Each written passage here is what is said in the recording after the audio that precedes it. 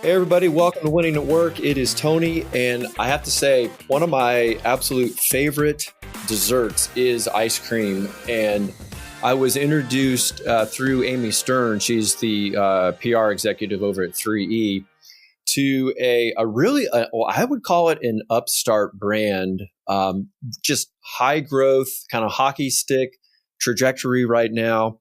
They're totally disrupting the ice cream category. It's kind of a combination of real dairy, real tropical fruit. They sent me this fantastic, I call it a care package. And let me think. Let me see if I can remember all the different flavors that I was sent. The timing could not have been better, guys, because I had a bunch of people over that weekend. We were all outside hiking, swimming, boating, did all these great things. And here I had this incredible care package that showed up. It was like passion fruit.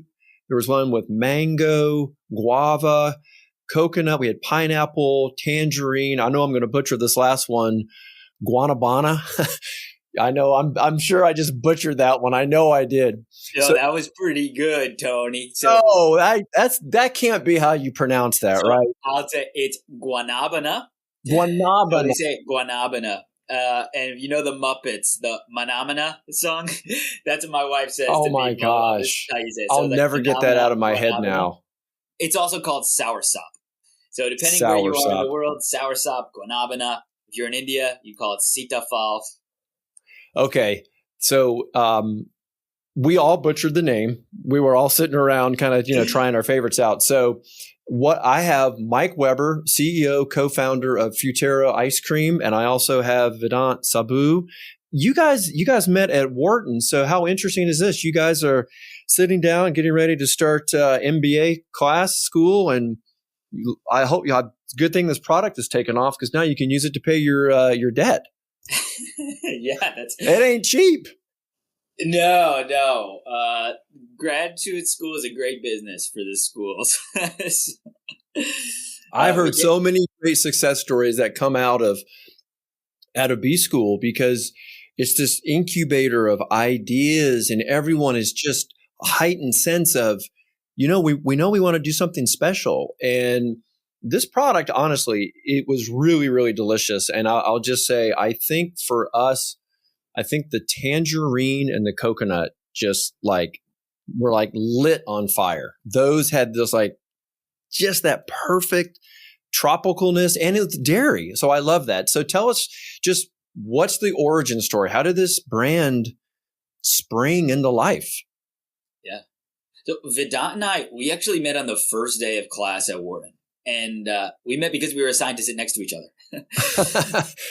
So we grew up total opposite sides of the earth. Vedant grew up in India. I grew up in Connecticut. But when we came to school, both of us, we wanted to start a business. And we wanted to employ ourselves when we graduated. Now, we started school in 2018. And in 2019, in January, I was going to India, where Vedant grew up. And before I went on that trip, Vedant and I, we were actually spending every day meeting for about 2 months, just brainstorming different business ideas. And one of them was, Vedant had this idea, hey, in India, there is this ice cream company that makes all of this tropical fruit ice cream, or, real dairy, real fruit. Maybe we could bring something like that to the US. So when I was going to India in January of 2019, he said, you have to try this ice cream. So first day, I actually landed in Mumbai, went to the hotel, grabbed a few friends, and we went straight to the ice cream after about 15 hours of traveling. And we tried it, and it was just unbelievably good. And what was interesting was there were some flavors that I knew, Tony. I knew what mango was. I knew coconut. But there were other flavors that I had never tried before, other fruits I had never tried before. I had not had a passion fruit. Definitely had not had a guanabana, which in India was called soursop. But when we came back to the U.S., we started talking more about it, and we said, maybe, are we able to find this in stores? And we went to different stores. We couldn't find this ice cream anywhere. So we said, maybe we'll start bring this to the U.S. And initially we thought maybe this would just be for the Indian community, right? We knew that it's popular in India. Maybe it's just for the Indian community. Right. Just carry it over for this marketplace here. Yeah. Exactly. And there's 3 million Indians in the U.S. Okay, that's a market. As we started developing the flavors, and actually we started developing the flavors in Vedant's apartment with help from his mother, who was in India, because she was able to get the flavors. That's awesome, Vedant. So you've got like your kitchen is like totally destroyed. Oh, yes, absolutely. And we have this $90 ice cream maker we bought from Macy's, which was where we would craft the ice cream. And as you mentioned, Tony, the B schools are incubators. They're also a collection of a very diverse set of people, including both me and Mike. There were other people from different parts of the world. And we invited all of them to our apartment to try and taste Frutero. And I think that is when we realized that it's not just an Indian product. It is much, much widely accepted globally. And, people from Latin America, people from Southeast Asia, and there's significant number of people in the US who have heritage in these places and who kind of know these fruits. See, that's what's really clever about this. And again, it's one of those happy accidents because you just like the product, but ice cream in and of itself is a category. And then you've got the other category, which happens to be tropical fruit. People love the fruit. So these are kind of like two separate categories that just, boom, came together. In fact, that's really how your PR executive found it, right? Amy just absolutely loves passion fruit. And she tells the story every time I talk to her. She's like, just go ahead and buy it. You see it in the store, just see if you like it. And it was like, wow, to her, it actually captured the flavor of the fruit. It mixed in with the dairy. So kudos. I think it tastes great. And, one of our big topic, we got a couple topics that we really want to kind of dive into today because your origin story is fascinating, but we are, helping to educate people within the food and beverage space. And you've got some really challenging, big business goals in front of you too, to dominate in the grocery stores, which includes, of course, the freezer. And that's what we want to really kind of dive into today is try to understand life, in the grocery store, competing in the grocery store. What are the different categories? What are the different sets in the grocery store? But then most importantly, how do you even get into the freezer? And more importantly, stay. Because as you know, it is a limited space. I mean, the outer aisles, inner aisles, there just seems to be so much space that you guys are competing in a small space. So kick us off. Explain this kind of journey that you guys have made into grocery stores and into freezers. I think, Tony, you're absolutely right. It is expanding freezer section with the grocery store requires CapEx, requires a lot of capital. So it can't happen anytime soon. So for us, if we have to get in, somebody has to get out. But I think more broadly, it's very important to understand how grocery retailers look at their different categories. And they kind of benchmark different categories on two parameters. One is how intentional is the purchase for the shopper, and what is the value of differentiability? How differentiated that product needs to be in that category. So let me give you an example. You are running short of milk or eggs. That's the trip driver. Strong intentionality, but low differentiability. So it's not like, you need to buy the milk from Walmart and not from Whole Foods. Milk is milk. Low differentiability, but high intentionality. It's kind of trip driver products. Then you have hero products, products which are very strong. So those products, like think of meat, produce, which kind of are the main buyers when you go to a grocery store.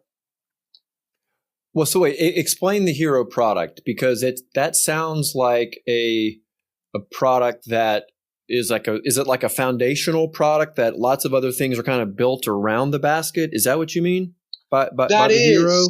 Yeah. Or do you mean or do you mean it's what the shopper thinks of about that particular store? Like when I go to Whole Foods, I'm just thinking natural.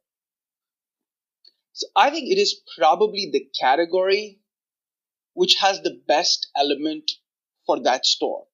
So think of it as when you go to Walmart, your biggest portion of the basket, it's a family shopper going to Walmart, right? So for them, meat and produce are big components.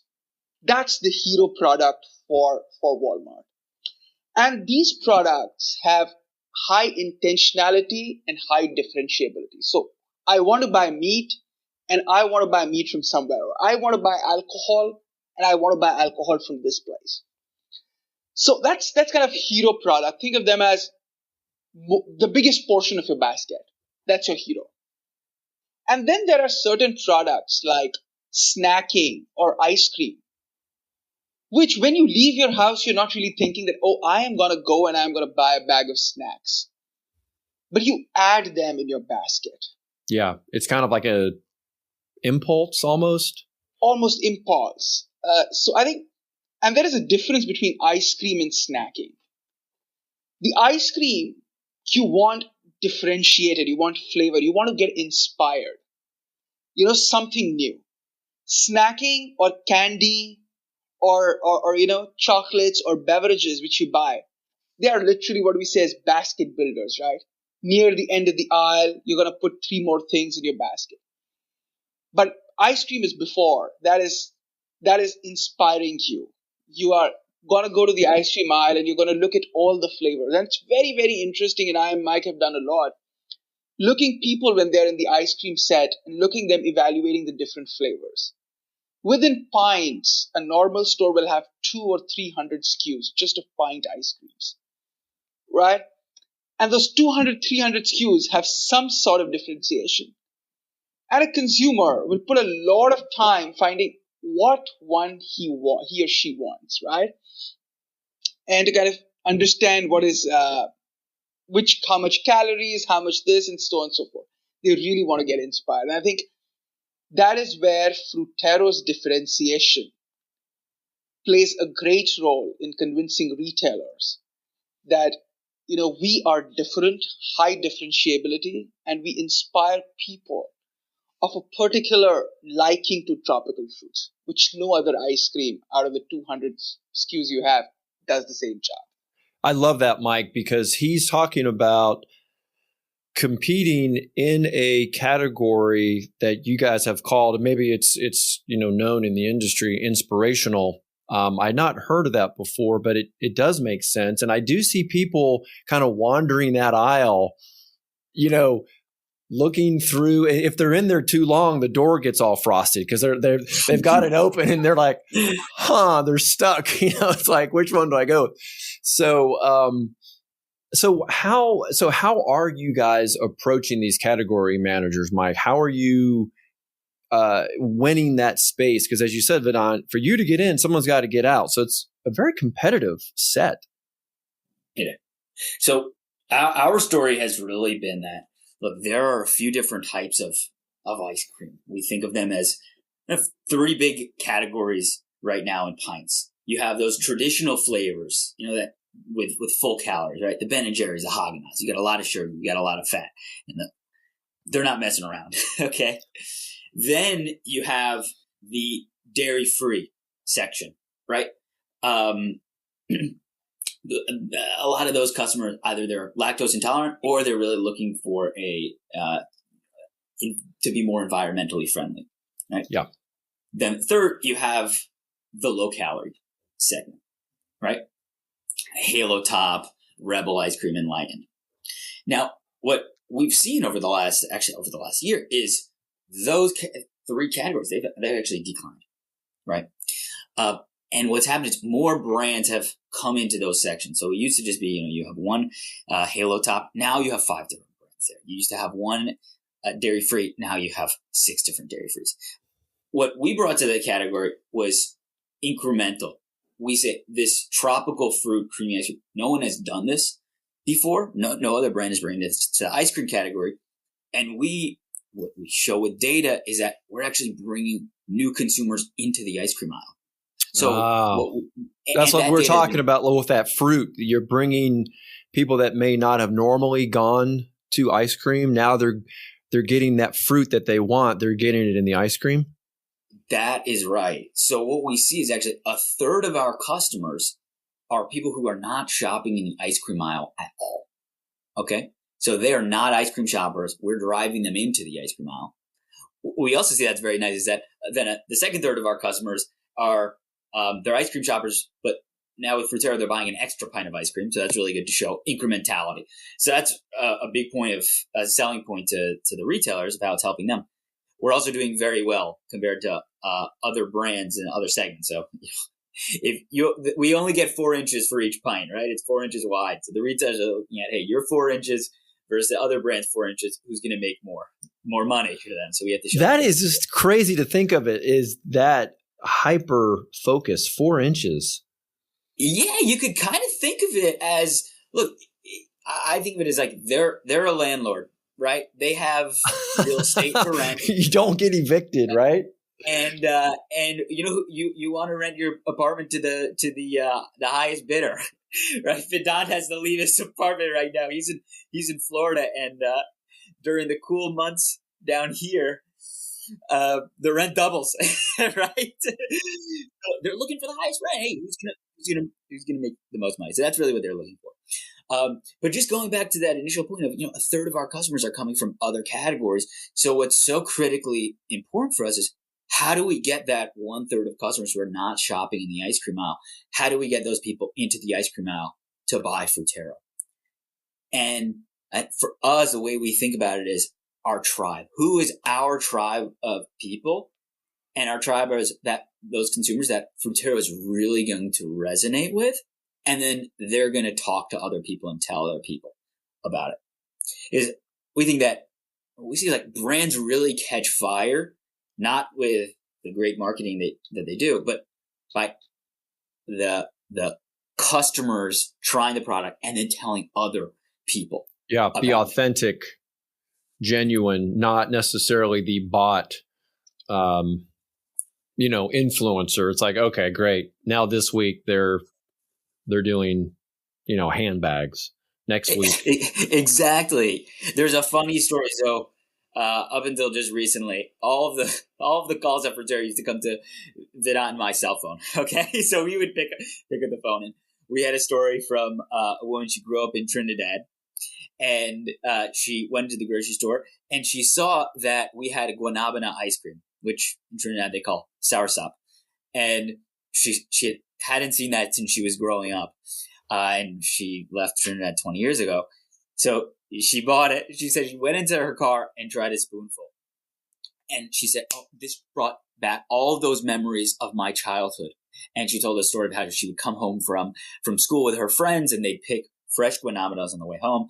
And her mother would make milkshakes out of that guanabana. So anyways, it really resonated with her. And she said, I tried it in the car. I couldn't wait to get home.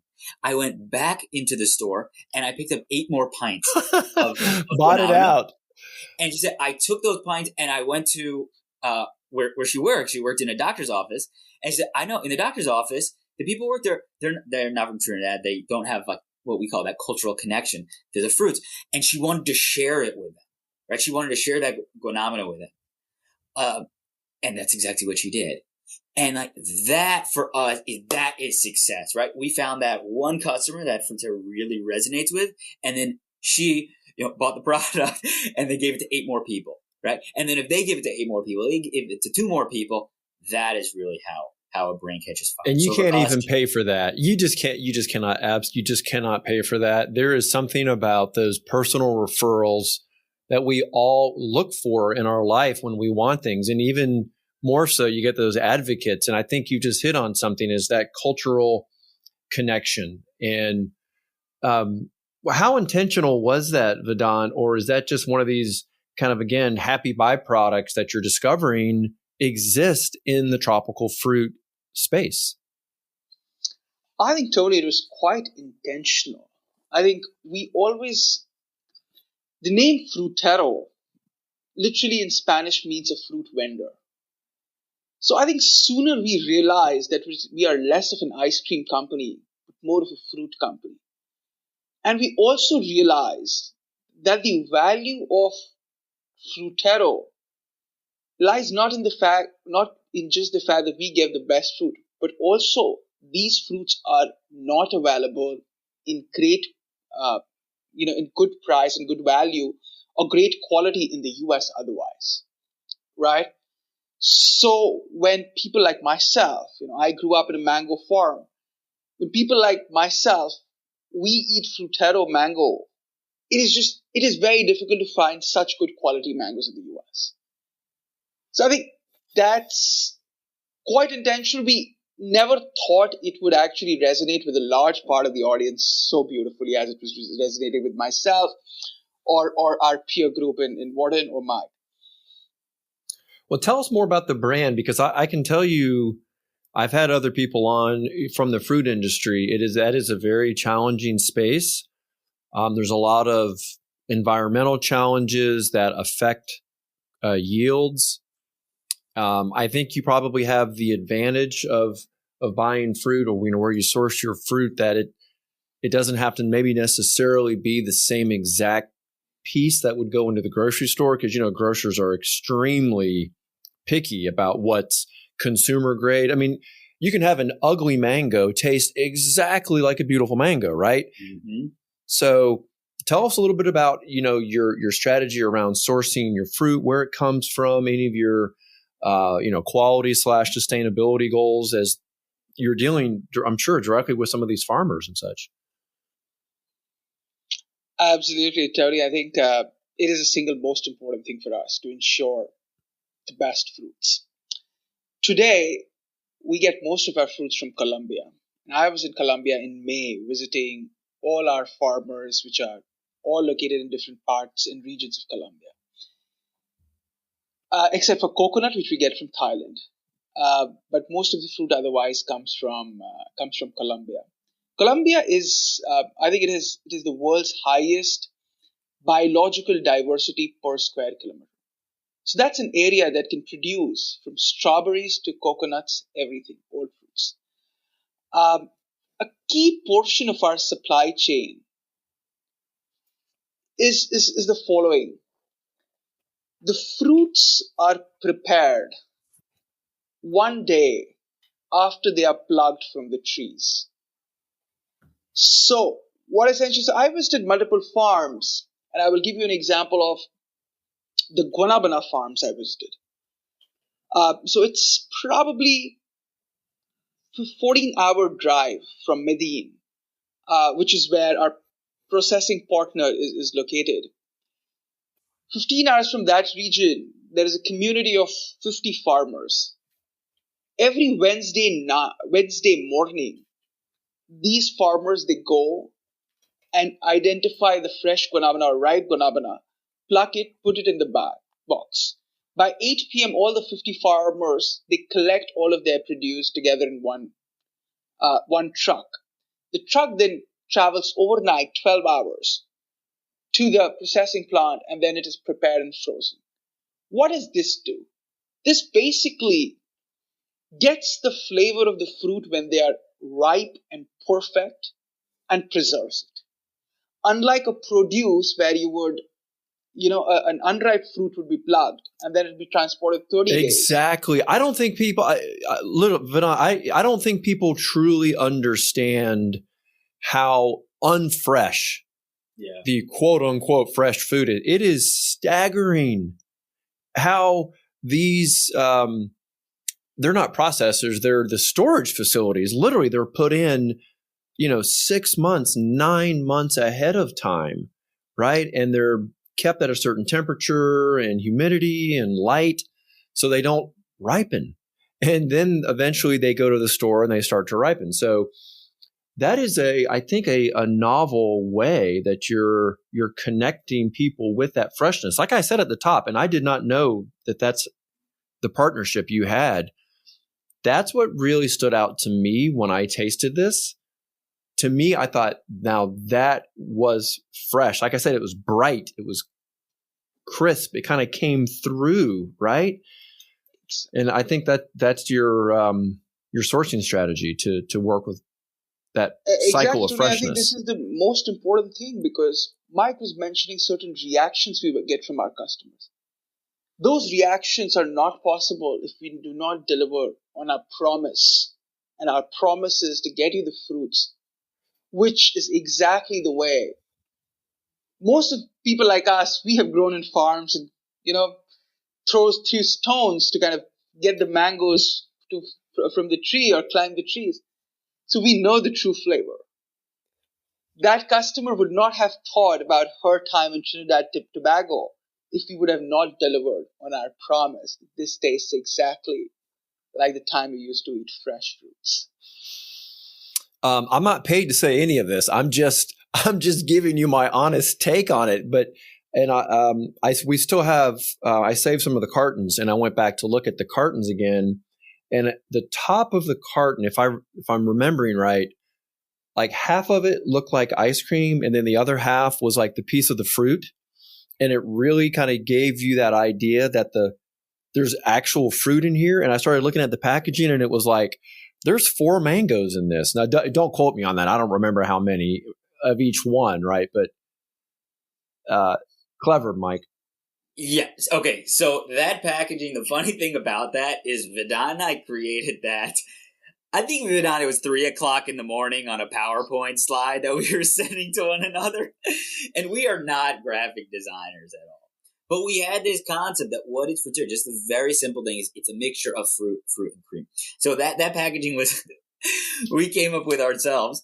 And then we worked with a designer actually in Bulgaria to make that early on. I mean, that was one of the early things that we got right, was that packaging has just really resonated. But then what we've tweaked there is what are the important things for consumers to see on the packaging and know about Frutero that really drives home that message of real fruit and freshness.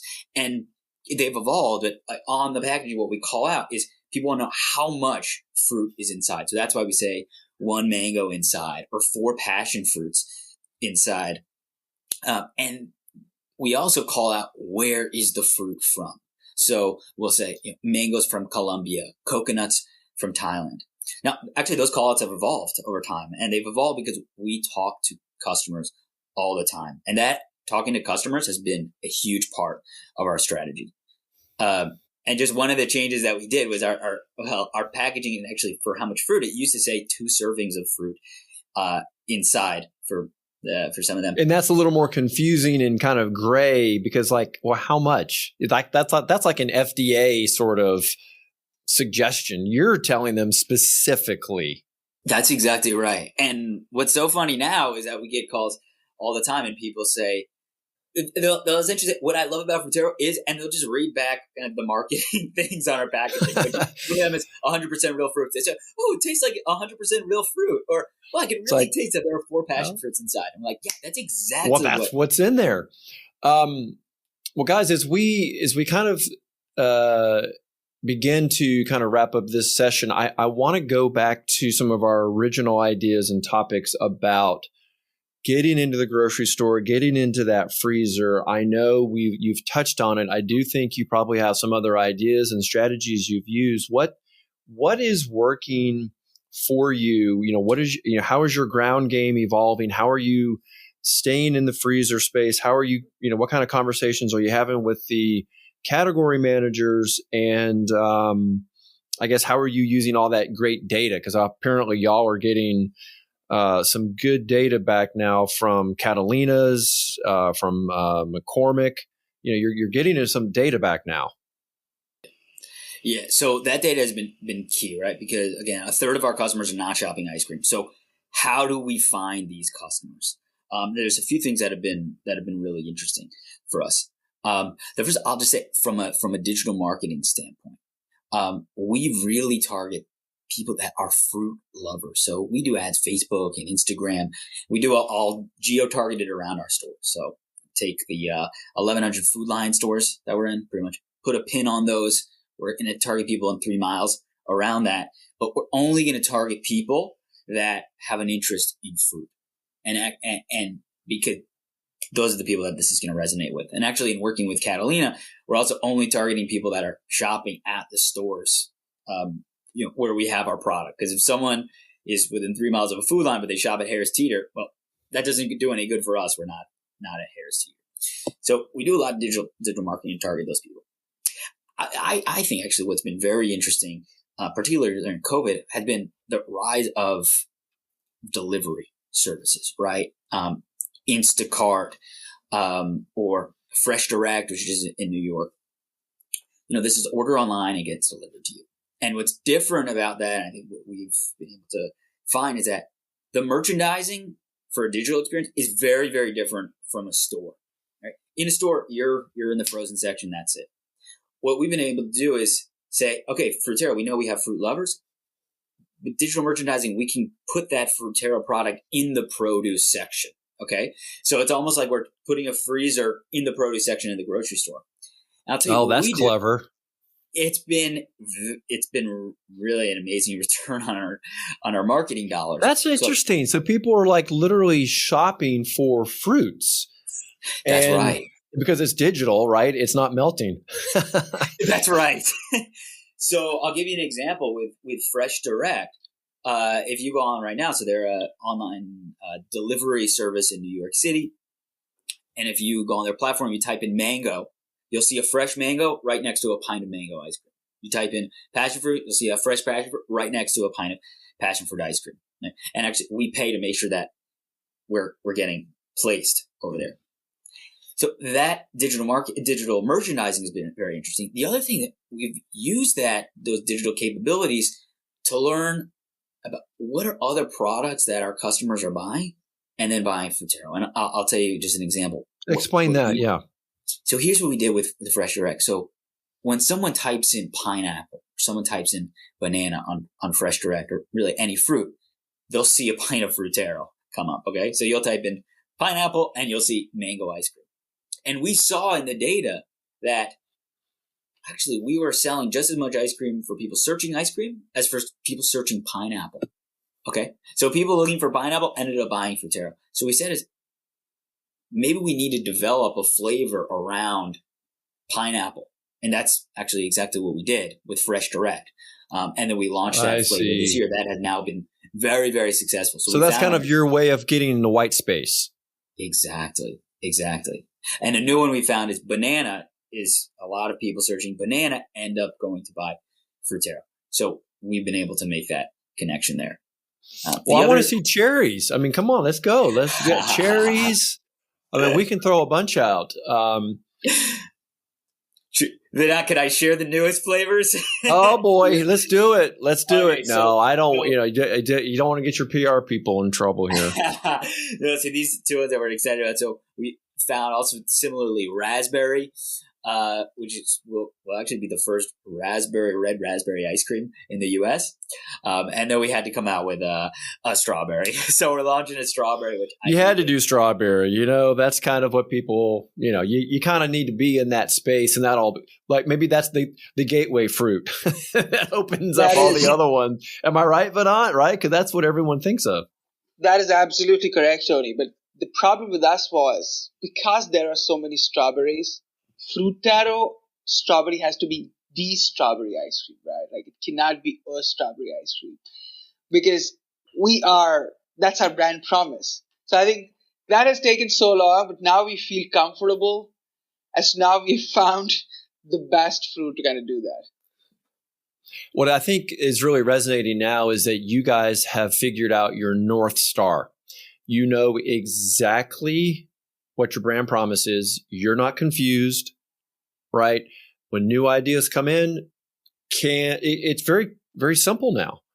Can we open up a supply chain with long enough lead times that will give us exactly what we want? And if it's not existent, then you can't have it. And I could probably foresee a time when maybe some of your brand offerings do change, right? Depending on what is happening in the world. I mean, you just might end up in a situation like that. But I think your customers might also say, well, that means they just didn't have access to the absolute freshest fruit. So then some way you might actually be building more loyalty because they see they're not just going to put anything out.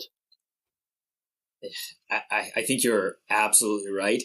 Although I would say I'll be really scared. I mean, if something happens in the supply chain and we I can't know. But I mean, look, it's happened in other yeah, areas. it's so true. Now, we were really fortunate through COVID that we were able to consistently get the fruits coming in from Colombia. But what's become so important for us is building that responsive supply chain where, hey, if we have a problem in Colombia this year, that okay, next year we can switch to India for our mangoes, right? Because we definitely want to stay out of the situation where, man, we're just out of fruit. But you're absolutely right. Like, we're not going to put a mango in our mango ice cream that doesn't taste like the best mango that you can taste. Yeah, I love it.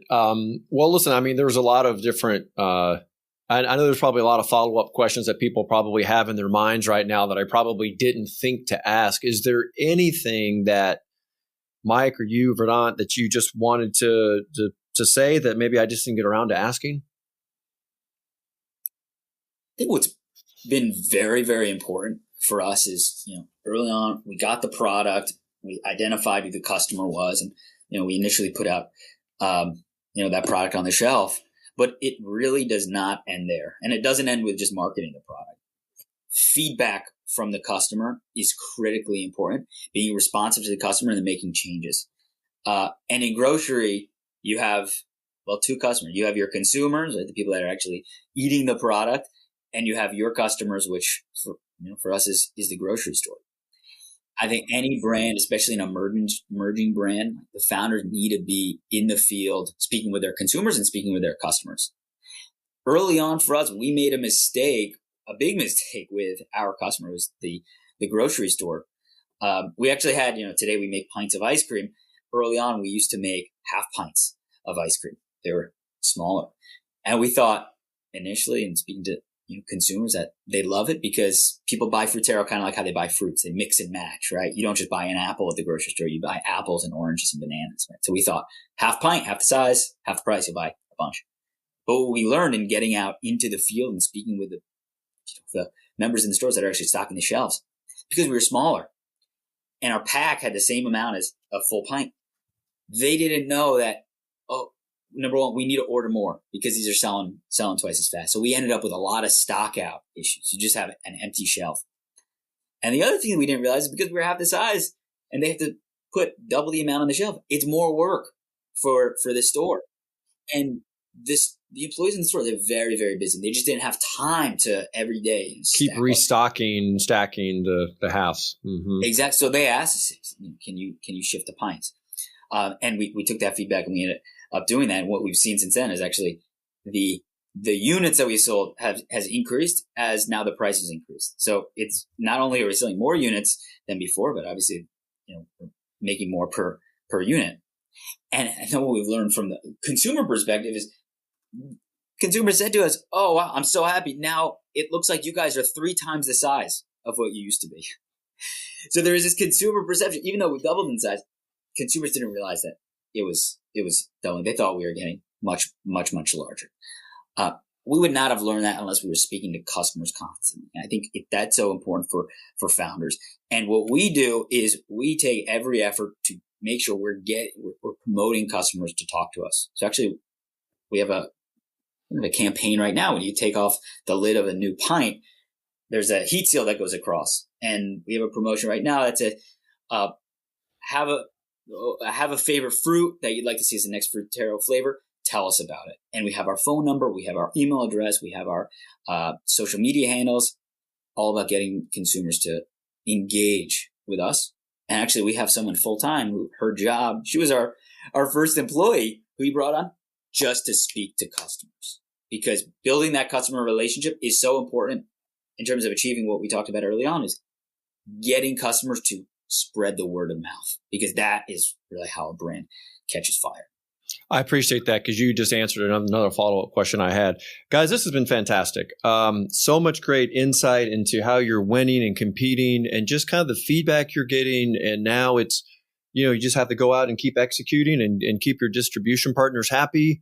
I noticed, maybe it's just kind of my final question is, I know I was looking at the distributors. It looked like you had a couple different distribution partners, or I couldn't really tell. It was like one was like distribution by Mike, distribution by Fruiterra. Is there anything going on there with the distribution? I kind of picked up on something. I was like, wait a minute. Are these guys doing their own distribution? I couldn't figure that out. Okay, so here's what happened. I would say for any founder would start a company, just go do it. Like, when you have the idea, don't spend a lot of time in your apartment trying to make the thing perfect. Just go do it. So our just go do it was, we knew we needed to set up something legally with the business, but we didn't have a name. Okay, so Vedant said, Mike, why don't you just go set it up in Philly as Mike Natural Foods? Okay, right. That's what. Yeah, I was like, that's funny. That's like his first name. So the business was just Mike Natural Foods, because at the time we didn't know what the business was going to be called. So we operated for a year under Mike Natural Foods, and then we got the real name, and then actually we were going to raise money, and we said, we need to really become a real company. Let's change the name to Fruiterra Natural Foods, Inc. That's what we are today. But you see a lot of this legacy stuff online of, you'll still see Mike Natural Foods. And that has also been a challenge for us, because we, over the years, and speaking to our customers, we've really learned that customers really want to make sure we have the cleanest label possible. Right. So we've taken out a lot of ingredients. I'll tell you, when we started, we used to have corn syrup in the product. We took that out. That was only there for a few months when we just got off the ground. But that stuff is still on the line, right? So now we work very hard to clean up some of those. Scrub it, get rid of that stuff. Yeah. Exactly. Yeah, but it's important just to get started. Just go out and do it. I'm all about that. Act, learn, adjust. Just go and do it and get started. And you guys it's fantastic. What's the best way for people to go out and find you? Do you guys have like a store locator on the main website? What's the best way for people to get out there and try some of these passion fruit ice creams? Absolutely. So not passion fruit, tropical fruit ice creams. Oh yeah, especially the coconut, which is my favorite, and the pineapple, which is the new one. But the easiest way to find it, so if you just type in Fruiterra on Google, Fruterro, our website will pop up, which is fruiterroicecream.com, and folks can find our store locator. We are in Whole Foods, Food Lion, Acme, Safeway, Albertsons, Vaughn's, Pavilions, Giant, Stop and Shop, ShopRite, and hopefully many, many more very soon. That is awesome. Well, guys, I have thoroughly enjoyed learning about the brand, your backstory, and just the kind of exciting and kind of passion that you guys are bringing to this category, because it's fun to see a new brand out there disrupting. So thank you guys so much for being here today. Tony, thank you so much. This was a lot of fun.